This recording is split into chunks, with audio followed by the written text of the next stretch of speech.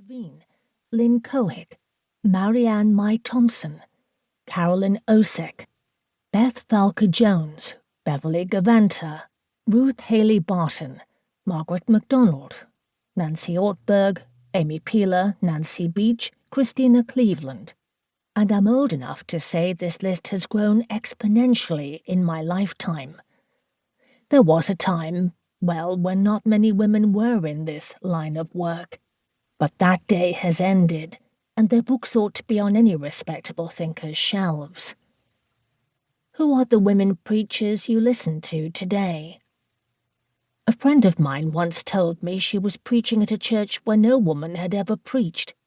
After a few times preaching, an old man came up to her and informed her that, while he was formally against women preaching, after listening to her he became convinced that women not only could preach, but also ought to be preaching. I often ask my friends who are podcast listeners, which women are you listening to? Fleming Rutledge, Mandy Smith, Barbara Brown Taylor, Tara Beth Leach. I know for me it was reading Morna Hooker as a PhD student that shook me out of lethargy about women as Bible teachers and theologians. I have heard others say it was listening to Billy Graham's daughter, Anne Graham Lotz, that made it clear women not only can preach, but also ought to preach. Speaking of authors and preachers, Lucy Peppiatt, though not as well known in the United States as she is in England, is both a wonderful theologian-author and also a dynamic teacher-preacher.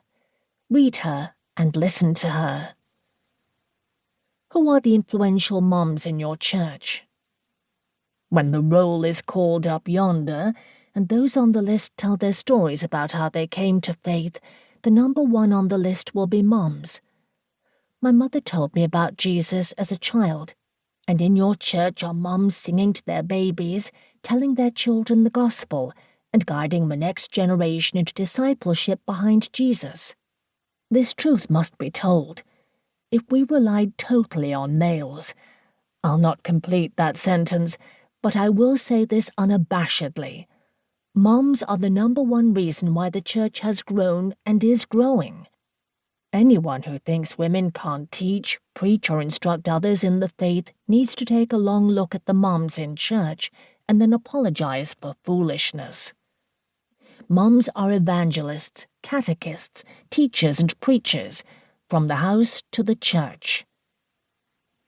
Which texts in the New Testament need to be explored the most in their historical context? I became aware of the careful theological and biblical work of Lucy Peppiatt when I read a small book of hers about 1 Corinthians chapter 11, verses 2 through 16.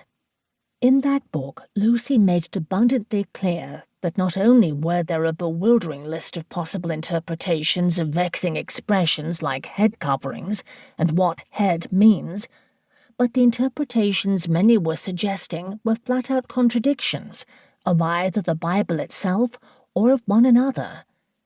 She offered a different question. What if the problem isn't the women, but the men? And she offered a different solution. Some of these lines that don't fit our theology don't fit into the Bible because they were the words of Paul's opponents being quoted. She had me there, and I've followed her work ever since. This book will introduce you not only to her reading of 1 Corinthians chapter 11 and 14, by the way, but also to her approach to many issues.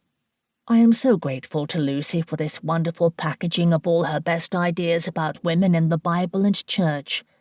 She's probably got more, so take this as a sampling. What about Mary? One time my mother asked me what I was studying, and I told her I was studying about Mary. She said out of her Baptist orientation, "Why is she so Catholic?" Welp, I took a big gulp and reminded her that she was the mother of Jesus and that she's all over the gospel pages, so often that she's mentioned only slightly less than Peter.